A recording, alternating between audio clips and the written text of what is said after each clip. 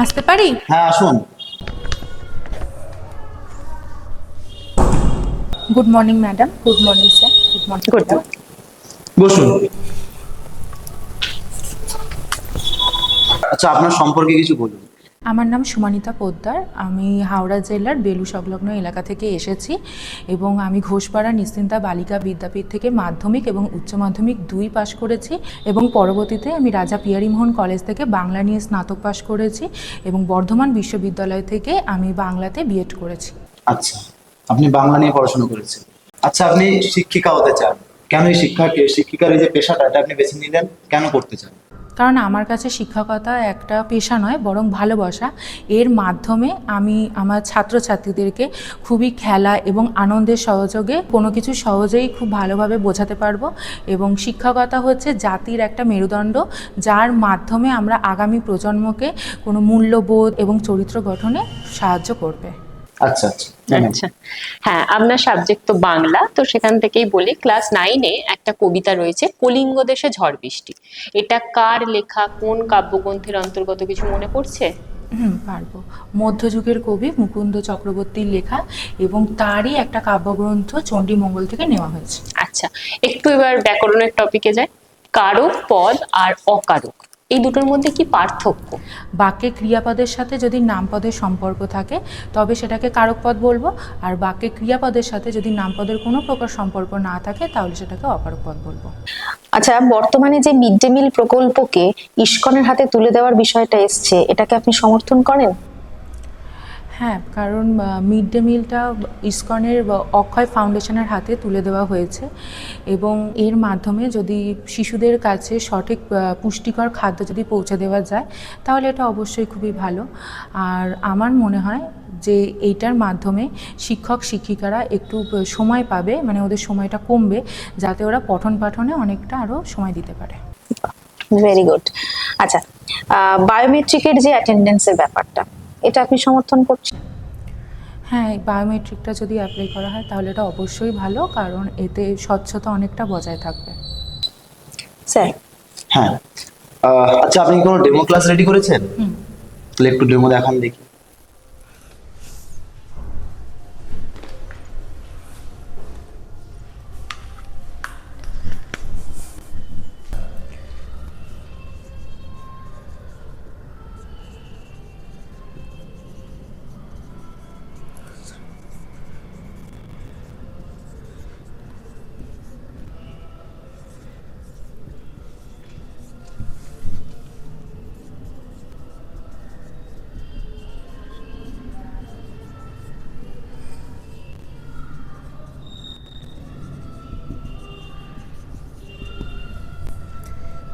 আমি কি আপনাদেরকে ছাত্রছাত্রী হিসেবে ধরে নিয়ে আজকে ডেমো ক্লাসটি শুরু করতে পারি?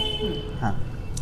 আচ্ছা, এখানে দেখো, প্রথমে আমি একটা সেন্টেন্স লিখছি, হচ্ছে রাম ভাত খেয়ে স্কুলে গেল। ঠিক আছে, এটা থেকে আমরা কি বুঝতে পারছি যে রাম ভাত খেয়ে স্কুলে গেছে। এবার এটাকেই আমি একটু অন্যভাবে লিখছি। কীরকমভাবে লিখছি? রাম ভাত খেলো এবং স্কুলে গেল। এখানেও কিন্তু একই অর্থ বোঝা গেছে যে রাম ভাত খেয়েছে এবং স্কুলে গেছে। এটাকেই আমি এবার একটু অন্যভাবে আবার লিখছি, যে রাম যখন ভাত খেলো তখন সে স্কুলে গেল। এবার এখানে তিনটেতেই তোমরা দেখতে পাচ্ছ যে অর্থ কিন্তু এক, কিন্তু গঠনটা হচ্ছে আলাদা।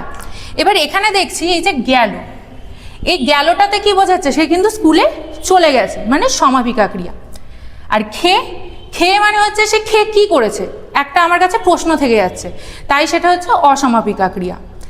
এবার এখানে দেখো, গেল এবং খেলো, দুটোর ক্ষেত্রেই হচ্ছে সে খেয়েছে এবং স্কুলে গেছে, দুটোর ক্ষেত্রেই সেই ক্রিয়াটা সম্পন্ন করে ফেলেছে, তাই সেটা হচ্ছে সমাপিকা ক্রিয়া। তাহলে প্রথমটার ক্ষেত্রে হচ্ছে একটা হচ্ছে আমার সমাপিকা ক্রিয়া আর একটা হচ্ছে অসমাপিকা ক্রিয়া, আর সেকেন্ড বাক্যটার ক্ষেত্রে হচ্ছে দুটো সমাপিকা ক্রিয়া।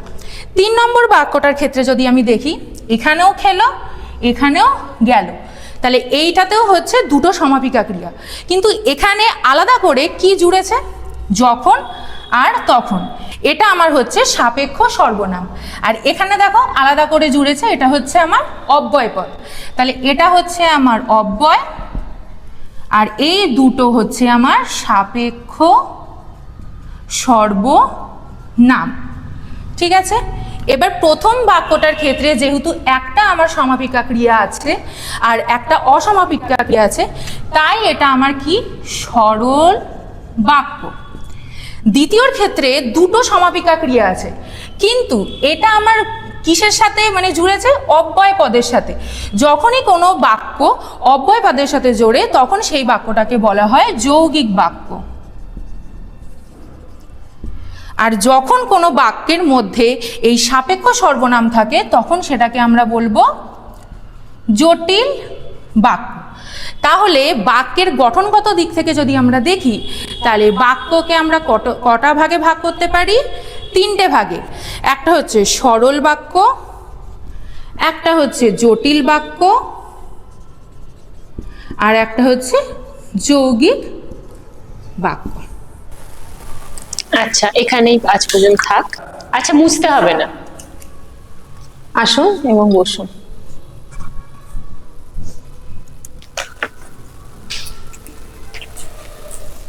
আচ্ছা, মিশ্র বাক্য কাকে বলে তাহলে? যে বাক্যের মাধ্যমে জটিল বাক্য, সরল বাক্য এবং যৌগিক বাক্য তিনটে বাক্যেরই সমন্বয় দেখা যায়, তাকে আমরা মিশ্র বাক্য বলবো।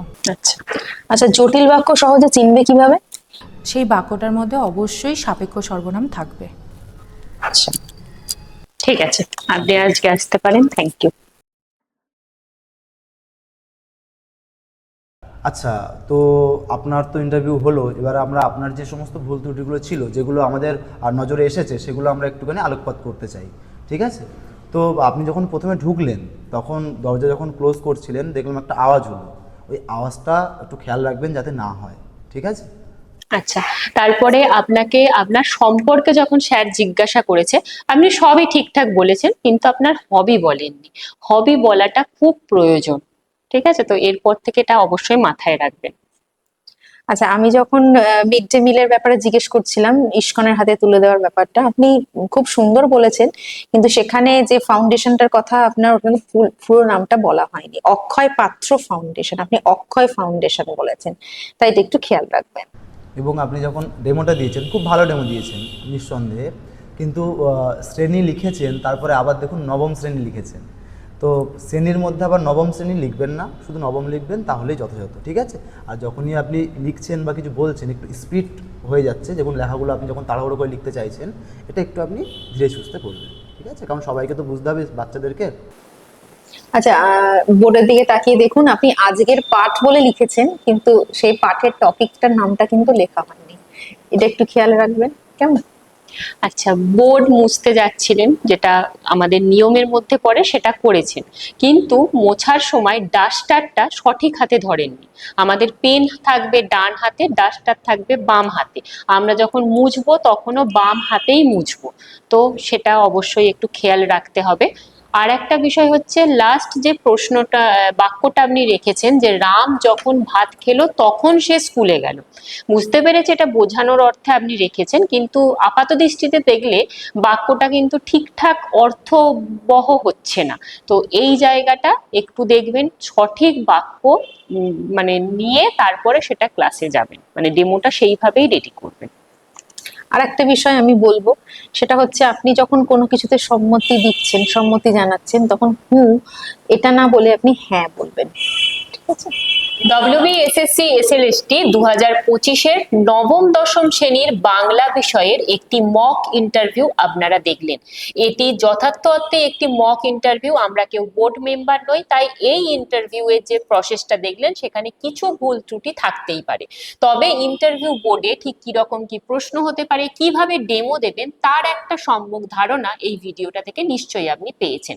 তাই বলে রাখি, আপনি যদি আমাদের সামনাসামনি বসে এইভাবেই ইন্টারভিউ প্রস্তুতি নিতে চান, তাহলে অবশ্যই নিচের দেওয়া ফোন নাম্বারে যোগাযোগ করে নিতে পারেন। Thank you.